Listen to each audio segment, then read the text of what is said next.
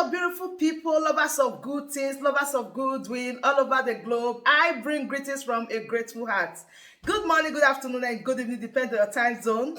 Thank you so dearly for always supporting this platform. I really do appreciate. In case you are hearing our voice for the first time, or you are coming across us for the first time, we still remain your one and only Progress News, giving it to you back to back. Remember, in this platform, we react to all videos, and your opinion is highly needed. So sit back, watch this video, and does sit back? Perhaps that's a bit too strong. She did not, Justice Binta Nyako didn't deny the bail outright, simply said, I want a hearing to explain the disappearance of September 2017. Nevertheless, I believe that Justice Binta Nyako was disingenuous. I mean, it's notorious that in September of 2017, the federal government of Nigeria attempted to assassinate Nnamdi Kanu. He was in his home. They fired, bullets are there. Many people were killed, and he had to flee under duress. He has an inherent human right to live and to avoid being killed. Not only that, before this hearing, the Abia High Court had made a specific ruling that Nnamdi Kanu was entitled to $5 billion in naira, payable by the federal government of Nigeria for the attempted assassination and other human rights violations against him in September 2017. So we already have an adjudication confirming that Nnamdi Kanu did not flee any sense voluntarily. In the law, it's called he fled under duress. Anyone else would do. It wasn't a voluntary choice in the sense that he had an option other than agreeing to die if he didn't flee. And that excuses the flight in the eyes of the law. And in my judgment, this is a fact so notorious that it's hard to imagine that someone who's as learned as Binta Nyako wouldn't know that.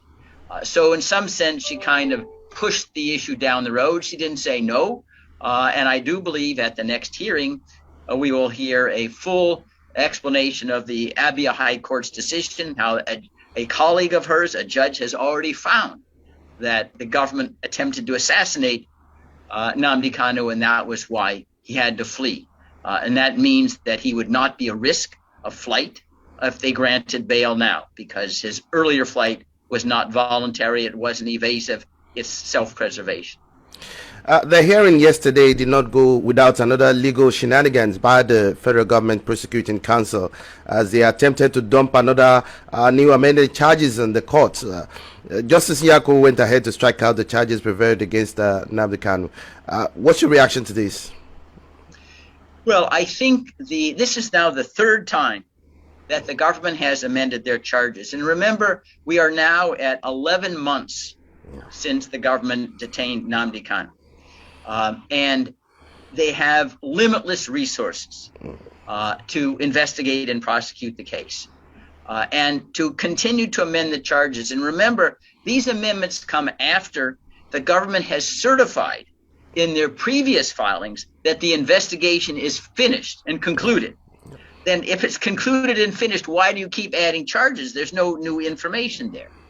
So we know, I think, to a reasonable certainty, this is an effort to delay for the sake of delay. It's my judgment as a lawyer, having examined the infinite vagueness of the charges, that there is no evidence of guilt and that they are frightened to death of having to go to trial. That's and one other element of yesterday's hearing that I think is important to note. You recall Chief Judge Tosho previously had authorized secret trial of Nnamdi Kanu. No one asked him for that, and it was orchestrated by the government. In my view, it's because they know that an open trial would make a farce of what the government is trying to prove. But yesterday's hearing was open. Now, after the Chief Judge Tosho issued his order, I had filed a complaint with the International Criminal Court saying this is part of the crime against humanity and this entire attempted judicial murder of Nnamdi Kanu. So it looks to me like they backed off because this was open. You could see TV in the courtroom. So I would hope that they're getting a little bit of sense in them. that this trial is going to end up hurting them a lot more than it's going to hurt the Biafran quest, because it's such a symbolic demonstration of the viciousness and the lawlessness of the Nigerian government. But why your view and opinion? Why is the Prosecution Council trying to delay process by continuous amendment of the charges against your client? Is this to further put him under incarceration until the end of this government life of this well, yeah, I think there are at least two ulterior motives, and oftentimes there are multiple reasons for a single action. One is that it's a mess. The government has nothing. They want to hand it off to the next government after the presidential elections in 2023. So just keep kicking it down the road. It's their problem, not ours. The second is more vicious, and they just might hope, because Nnamdi Kanu's health is not A+, and they're depriving him of access to international medical care of the highest standards. They hope, well, maybe he'll just die, and that'll get off his plate. But it is clear they do not want a trial. This government would stoop to anything to try to besmirch, defame Nnamdi Kanu's reputation. If they had incriminating evidence, they would have leaked it out to all the press in the whole world. That's true. They don't have any respect for any standards whatsoever. And what we've gotten is zero. They have submitted to the court not a crumb of incriminating evidence against Nnamdi Kanu. And even the allegations and the charges are infinitely vague. For example, they'll say something like a broadcast sometime during 2018, 2021. Now that's 3 years. They can't even identify an approximate date. They don't even identify the words, the transcript that said Nnamdi uttered XYZ that incited people to do things. It's just all made up out of thin air. Can you imagine charging someone with treason and it happens sometime within a 3-year interlude and you don't know when? I mean, it must have been pretty light treason if you can't find it in 3 years. It's quite pathetic. You actually took to writing a scattered remark against this government when you actually asked Facebook to ban the Buhari's government for engaging in genocide and crimes against Biafra and others, considering the actions of this government in present time. Why would you do that, sir? Well, the reason is that's what they deserve, in my judgment. Facebook standards say they're not supposed to offer its platform, to promote criminal activity. The government of Nigeria, at least with regard to Biafrans, virtually everything they say is calculated to advance their effort to exterminate the Biafran people, whether it's rape or starvation or murder or plunder or one or the other. That's the policy of this government against Biafrans. And this government views as criminal the exercise of the Biafran right to seek self-determination. That right is not made up. It's enshrined in Article 1 of the International Covenant of Civil Political Rights, signed by 172 nations, including Nigeria. It's there and you're bound by it. Nigerian law bounds the government to, and not only that, under international law, they would be bound anyway. Self-determination is an unalienable right. People can't surrender it.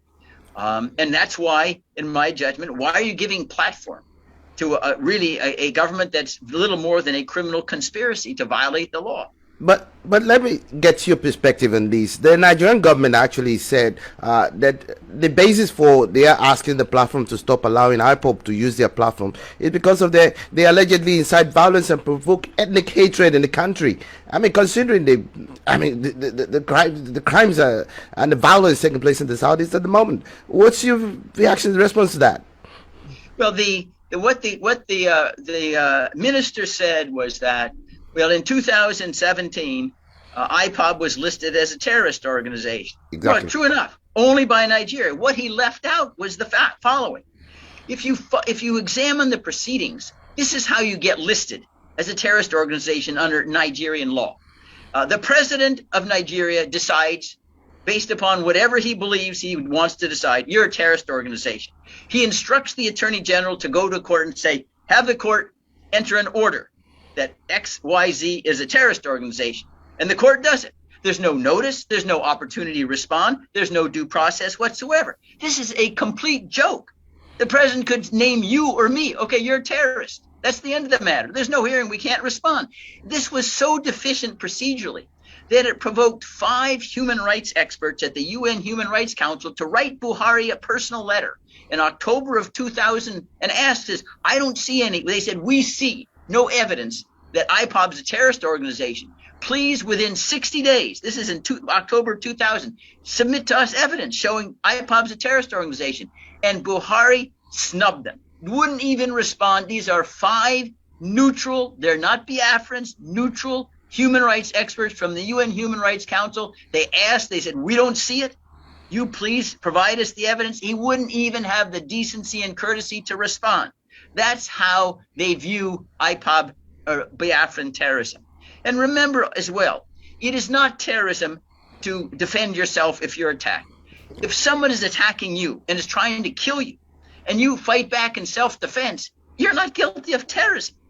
You are completely justified in trying to protect your own life. And what's happening in the Southeast, by and large, sure, the Biafrans don't want to die without resistance. And so when they fight back, that's not terrorism. That's self-defense, which is completely legal. When the Jews were being persecuted in the Warsaw Ghetto and they fought back, sure, the Nazis said, oh, this is Jewish terrorism, right? They're trying to live. So that's what makes this so Orwellian in their description of what's actually transpiring. And it's a true tragedy, in my judgment, that so much of this goes under the water because the international community, they're preoccupied with Ukraine or some other thing. Nigeria has oil, and if we're going to cut off oil from Russia, we're looking for other places where we can get oil to keep prices down. And so this kind of information is large, if not 100% suppressed, but it doesn't reach the threshold that we need, in my judgment, at least right now, to get the international pressure to say this is a genocidal government. It should be ostracized even more than Putin in Russia. Now, let's get a sense, or help us get a sense of this. I mean, why is the southeastern part of the country with regards to violence that is orchestrated against the citizens of the southeastern part of the country, which has actually been, we've had cases of unknown gunmen that have been destroying properties that sit at home, others by Ipob, and also government, actions. And recently, well, one of the governors of the southeast actually paid a visit to Nnamdi Kanu in detention. And still yet, even after the visit, there's been an uptick in the violence in the southeast. Is Ipob responsible for all this? Ipob is not responsible in any legal sense. I mean, if we think about the stay-at-home practices, it's what you might call a boycott as a form of demonstration. That is completely protected. In the United States of America, when I was growing up, one of the most effective ways that the blacks were able to get their civil rights, a very famous Montgomery, Alabama bus boycott. The blacks said, okay, we're not going to patronize the buses. True. That was constitutionally protected freedom. That is one way in which you are expressing your opposition to something. And you have a free speech right to do that, freedom of association right to do that. Why are you condemning these people for staying at home as a method? Because they can't vote you out because the voting process is corrupted, as a method of saying we do not subscribe to your policies. And that is viewed by the government as somehow criminal activity. You know, this is peaceful protest at its best, at its most civilized. You also tackled the United Kingdom government over its inaction on the Biafran agitation recently. You asked them, saying that the UK government have been missing in action to support the Biafran agitation. Could you expatiate more on this? Yes. The right to self-determination, as I say, is of peoples, again, enshrined in many international human rights covenants, including those to which Great Britain is a signatory. In fact, if we want to trace the origins of this idea, it's found in the United States Declaration of Independence, where it announces all peoples have the right to government by the consent of the governed. That's a different way of saying self-determination. It's the consent of the governed that determines what the government ought to be. And that the UK, when they colonized Nigeria, they had, and this is after the UK had signed treaties with Biafra in the 1800s, treaties recognizing that it was a legally cognizable entity, Biafra. Then they amalgamate Biafra with the Yoruba, the Hausa Fulani, others in 1914. They extinguished their nationhood, which they previously recognized through treaties. And then when it comes to 1960 with independence and under decolonization rules specifically stipulate that all peoples have a right to self-determination. Instead of having self-determination votes in 1960 and then diffusing the power that they were exercising and forcing all the Nigerians under one roof based upon the results of self-determination votes, and it could have been a Biafran vote, a Yoruba vote, Hausa Fulani. They just decamped and gave it to a unitary government that was basically its successor to its own illegal uniform government that was never agreed to by a single African vote. And I want to underscore this. When the boundaries of Nigeria were drawn, not one Nigerian in those boundaries voted for it. It was all imposed by whites thousands of miles away. So if that's not injustice, I don't know what is. I'd say, and as an American, I feel strongly, of course, we separated from Great Britain too, because they were denying us any representation in 1776. So that is why the UK is missing in action. They ought to be in the forefront, urging that Nigeria should be enforcing Article 1, the International Covenant on Civil and Political Rights, hold a referendum under United Nations auspices. Most recently, it was done in South Sudan. The South Sudanese voted like 99.9% to secede. Unfortunately, the nation has not prospered afterwards, but at least they had the right to self-determination. So we know how to do this. It's not reinventing the wheel.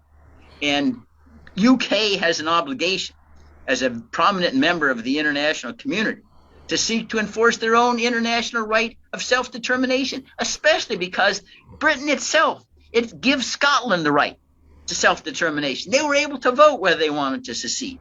It gave the Northern Ireland a right to decide whether they wanted to be part of UK or Ireland. So the British know how to do this. So when it's the white Anglo-Saxon, they give them the right.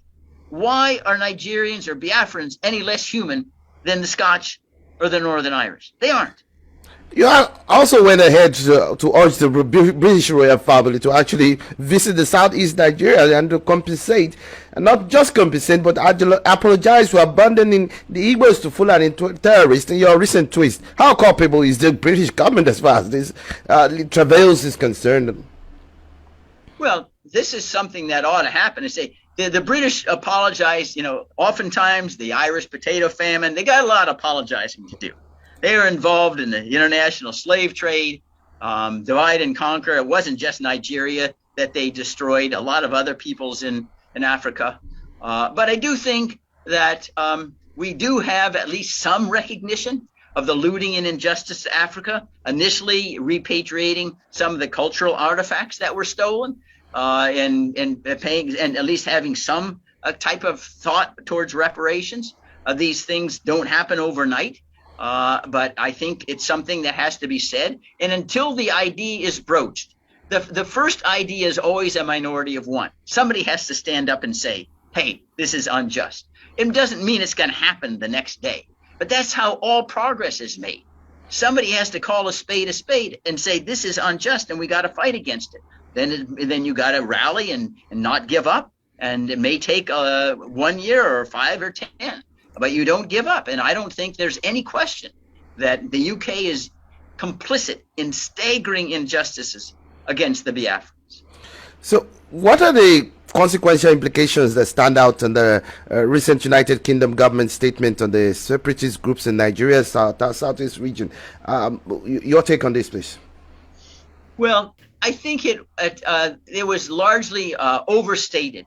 The gist of what the UK said was not that Ipob is a terrorist organization. True. It did not say that. It went out of its way. We did not say it. All it said was that on an individual basis, and this is true under the refugee conventions, and we have it in the United States, if the individual applying for refugee status can be shown have personally engaged in terrorism or inciting violence, then you can exclude them.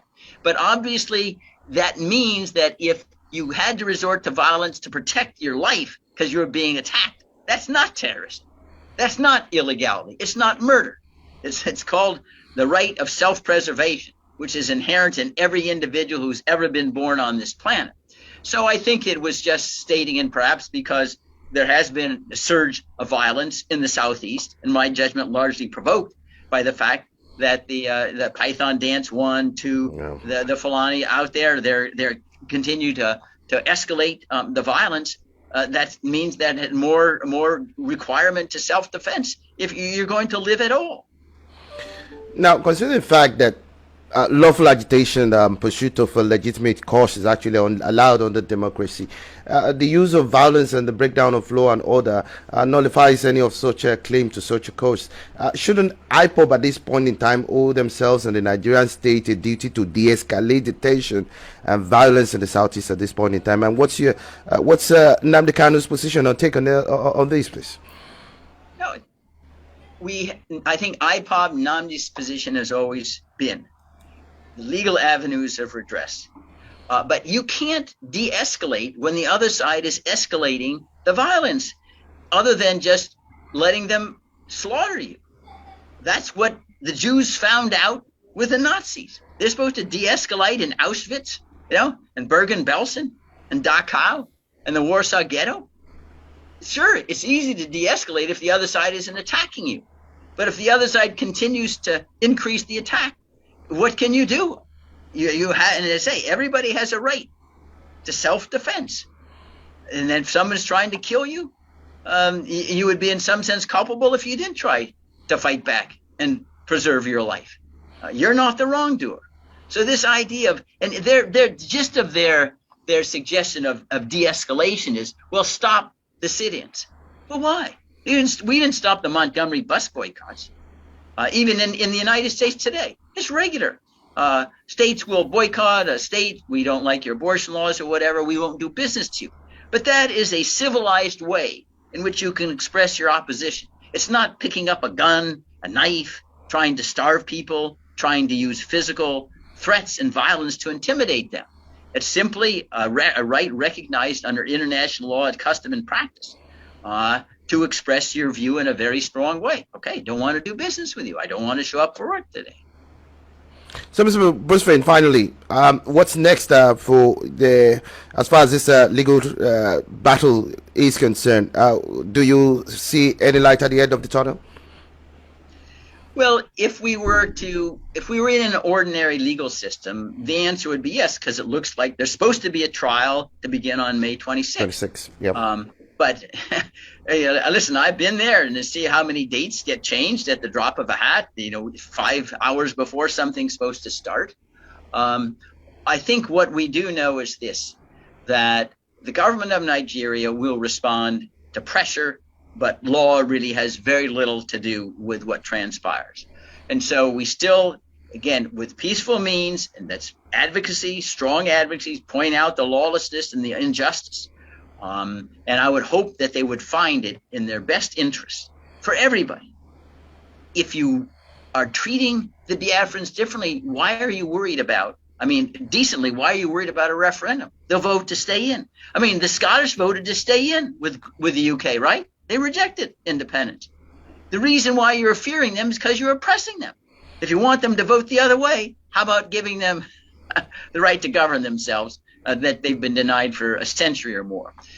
So I just think, unlike other legal systems, it's very, very problematic here. I am guardedly optimistic, however, that given the definitiveness of the Abia High Court's ruling that Nnamdi Kanu had to flee in 2017 to escape an assassination attempt by the government and award 5 billion naira in damages, I think that will be influential in Justice Binta Nyaku's decision on bail, and that would mean Nnamdi Kanu's out. He would have access to his lawyers, including me, because I've been denied access to him on 5 occasions, even though under Nigerian law and international law, he's a right to counsel. So I'm guardedly optimistic that maybe they're kind of getting the message that this is turning into a crown of thorns for them. But say it's guarded because this government is going to act based upon outside pressure, not the inherent justice of this situation. Mr. Bruce Fein, the International Council and spokesperson for Nnamdi, leader of the indigenous people of Biafra, Ipob. It's always a pleasure having you on Sahara TV. Thank you so much. Thank you for inviting me. You're a wonderful questioner. Take care, please. Okay. Bye. That brings us to the end of this update. Do well to like the video, share, and subscribe. Thank you very much for always tuning in. I really do appreciate. Share the video and tell your friends about this platform, because the best thing or the best place for you to be is here. Turn on the bell icon so that whenever I drop a new boost like this, you'll be the first to notify. Thank you once again and remain blessed.